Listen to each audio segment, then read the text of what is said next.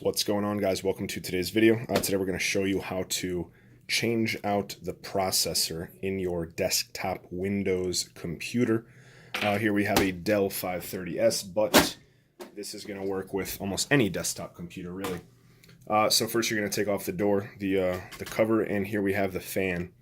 We have already loosened the screws, but there are four on each corner. Phillips head screws on the fan.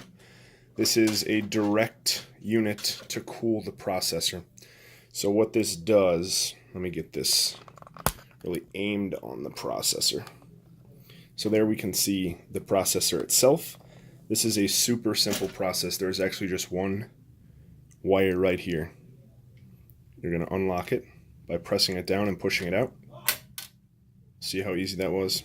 We flip this door back. And now we can fully remove the processor. Here it is. Looks just like the other one. And then we can place the new one in the same way we pulled the other one out. Put the door, lock it up. We're going to reinstall the fan.